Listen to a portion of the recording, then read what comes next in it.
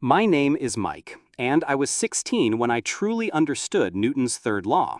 Not the textbook version about equal and opposite reactions, but the domestic iteration.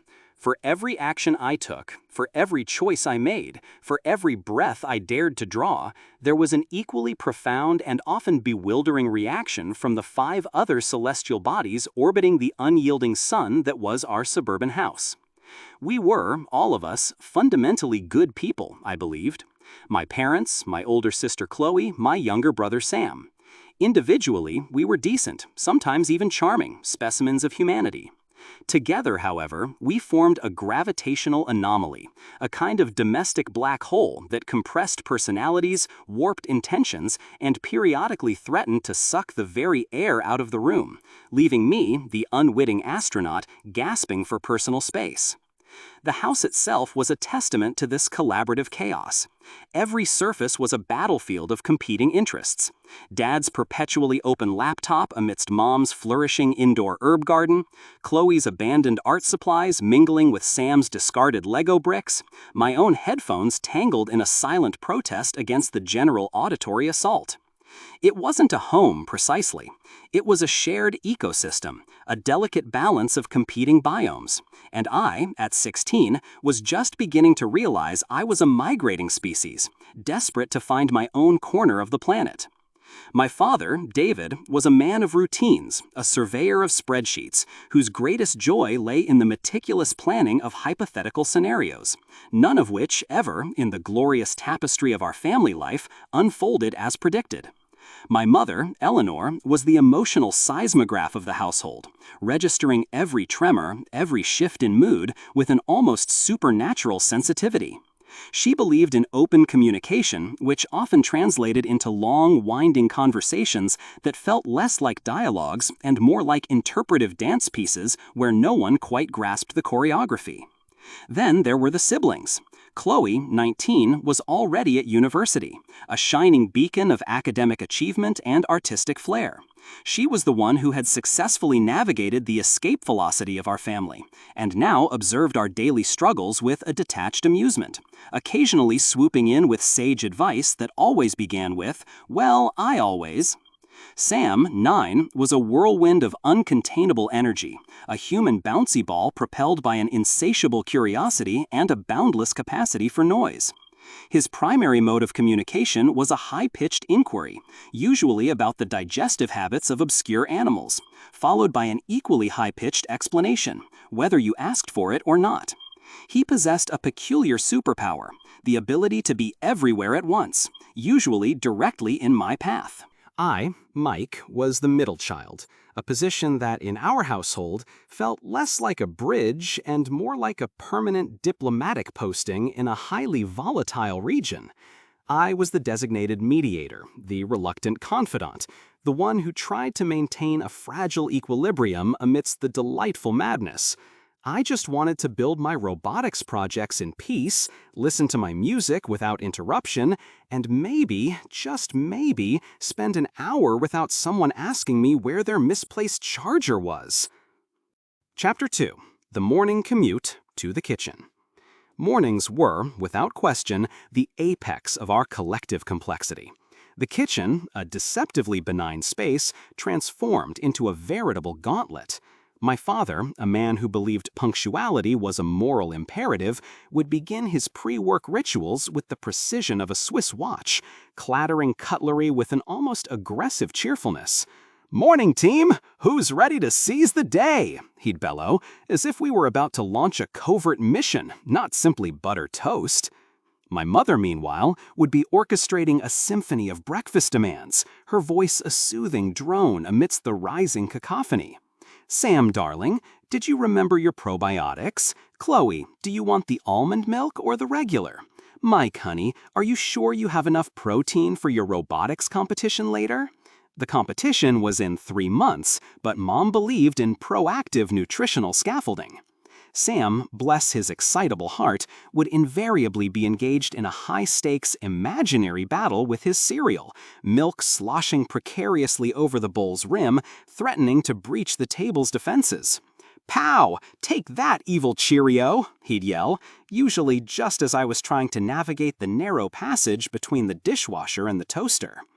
One particular Tuesday, a day already cursed by a pop quiz in chemistry, I found myself embroiled in the classic last piece of toast standoff. I had positioned myself strategically, butter knife poised, ready to claim the golden brown rectangle. But Sam, with the stealth of a ninja fueled by sugar, darted in, snatched it, and began wolfing it down, crumbs exploding from his mouth like tiny shrapnel. "Sam," I groaned, the very essence of my morning routine crumbling before my eyes. "Sharing is caring, Mikey," he chirped, utterly oblivious, as he wiped milk from his chin with the back of his hand. My mother, sensing the escalating tension, floated in. Now, boys, is there something we can talk about here? Mike, sweetheart, how does it make you feel when Sam takes the last toast?" I stared at her, then at Sam, then at the empty toaster. "It makes me feel like I need another piece of toast, Mom." The simplicity of my needs seemed to escape the intricate web of emotional analysis she was weaving. My father, oblivious, piped up from his laptop. "Did you check the bread bin, Mike? I bought an extra loaf, just in case of high carbohydrate demand." His solutions were always practical, rarely helpful in a nuanced interpersonal conflict. This was the Monroe paradox. We were good people, wanting to help, wanting to connect, but the sheer force of our individual well-meaningness often generated more friction than it resolved. I learned to preemptively toast two pieces. This was not a defeat, but a tactical retreat in the endless breakfast war. Chapter 3. The Sibling Stratagem. Chloe, despite being away, was a constant spectral presence. Her advice arrived via text, often at inopportune moments, like during a particularly tricky soldering job for my robot. "Mike, just remember, communication is key. Have you tried active listening with Sam?" This from the girl who once communicated exclusively via dramatic sighs and slammed doors. Her wisdom, while theoretically sound, felt like an ancient oracle's pronouncements, disconnected from the gritty reality of a 9-year-old's sugar rush. Sam, however, was a physical, tangible challenge. His superpower of being everywhere extended to my personal space. My room, once a sanctuary of circuit boards and code, became a tempting playground for his exploratory impulses. My meticulously organized wires would mysteriously unravel. My specialized micro screwdrivers would disappear, only to reappear in his toy box, buried under a pile of action figures. One afternoon, I returned from school to find my latest robotics prototype, a rather sophisticated drone with rudimentary AI, perched precariously on top of Sam's towering Lego castle. One of its delicate propellers was bent at an alarming angle. "Sam!" My voice, usually calm, cracked with a primal scream of adolescent anguish. He emerged from behind the couch, looking genuinely startled. "Oh, Mike, I just wanted to see if it could fly to the moon." His eyes were wide, innocent, a natural scientist, just a slightly destructive one. My mother, drawn by the disturbance, glided in. "Now, Mike, remember Sam is just exploring. He has a curious mind. Perhaps you could explain to him how your drone works, so he understands its delicate nature." Explain? My drone? To a boy who thought gravity was a suggestion? I looked at the mangled propeller, then at my mother's earnest, compassionate face. She saw curiosity. I saw carnage. "He's just curious, honey," Mom repeated, gently patting my shoulder. "Curiosity killed the drone, Mom," I muttered under my breath, picking up my broken creation. Later that evening, after a rather terse dinner where I maintained a stony silence punctuated by the occasional glare at Sam, Chloe called. "So, Mom texted me about the drone incident. Mike, you know he looks up to you. Maybe next time let him help you build something simpler, like a really complex Lego robot." I sighed. My family's virtues were undeniably strong. Their endless patience, their unwavering belief in open communication, their boundless optimism, their willingness to always see the best in each other. But sometimes, their combined virtues formed a kind of positive feedback loop that amplified the very problems they were trying to solve. It was a beautiful, complicated, utterly exasperating dance. Chapter 4. The Unseen Choreography. Dad, in his own inimitable way, also contributed to the complexity. He believed in project management for everything, even family chores. His chore chart was a spreadsheet, meticulously detailed with weighted values for each task, a color-coded legend, and weekly performance reviews. My chore, Bathroom Sanity Maintenance, was a deceptively simple title that encompassed a multitude of horrors. Cleaning adolescent toothpaste explosions, scrubbing inexplicable grime, and battling the formidable hair monster that lived in the shower drain. It was my private Everest. One Saturday, I was attempting to scale this peak when Dad appeared, clipboard in hand, a benevolent auditor. "Ah, Mike, excellent work on the shower grout. However, according to the Bathroom Sanity Maintenance KPI, the toilet bowl sheen index is at 78%, falling short of the desired 90% threshold. Any thoughts on corrective action?" I stared at him, then at the toilet bowl, then back at him. My father was a good man, a truly dedicated parent, but his pursuit of optimal efficiency sometimes bled into areas where the human element, the sheer, unglamorous effort of scrubbing, could not be quantified by a metric. "More elbow grease, Dad," I replied, my voice flat. He nodded, taking notes. "Right, increased elbow grease. I'll add that to the corrective action column. Perhaps we could explore a new polishing agent next week." My mother, sensing my rising irritation, her internal seismograph was humming, interjected from the kitchen. "David, dear, perhaps Mike needs a break. He's been working so hard on his robot." Dad immediately put down his clipboard. "Of course, work-life balance is crucial, Mike. Take 20, but let's reassess that sheen index after lunch." Their synergy, while endearing, often created more layers of negotiation than a simple, "Thanks, son, that looks good." But beneath the layers of well-intentioned oversight, there was a profound current of care. They wanted us to be organized, healthy, emotionally intelligent, and academically successful. They wanted us to thrive. They just had their own unique, sometimes bewildering methods of achieving that. Chapter 5. Mike's Stand. The true test of my ability to carry my own weight came, as it always does, unannounced and utterly inconveniently.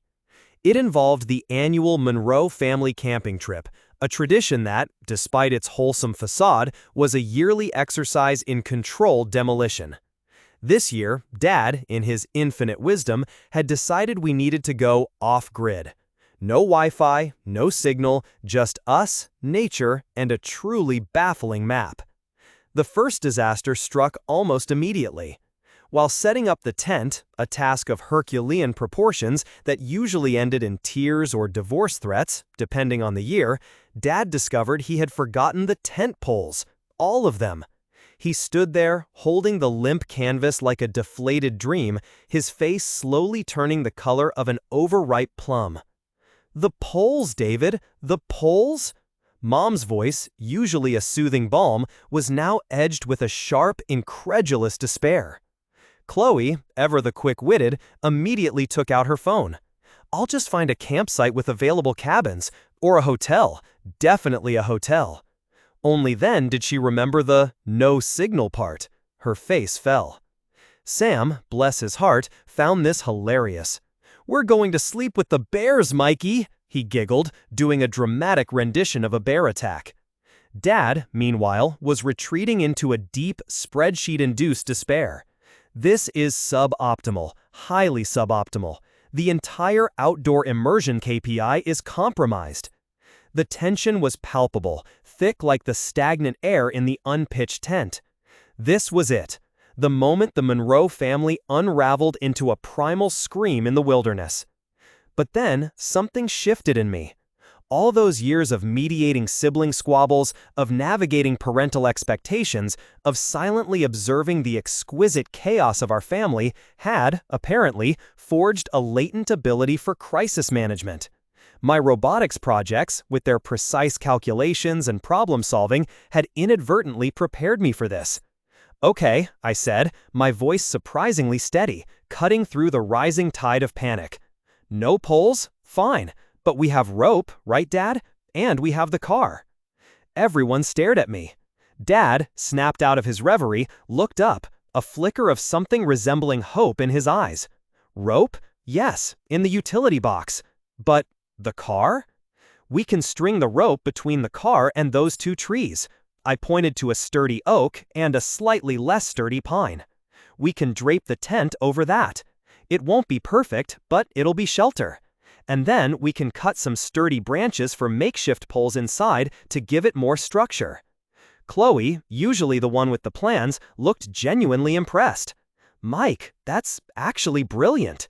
Mom, ever the emotional barometer, looked at me with pride shining in her eyes. "Oh, Mike, my resourceful boy." Even Sam stopped his bear imitation. "Can I help cut branches, Mikey, with your cool knife?" For the next hour, a strange, beautiful transformation occurred. My father, surprisingly, abandoned his spreadsheets and embraced improvisation, diligently tying knots under my instruction.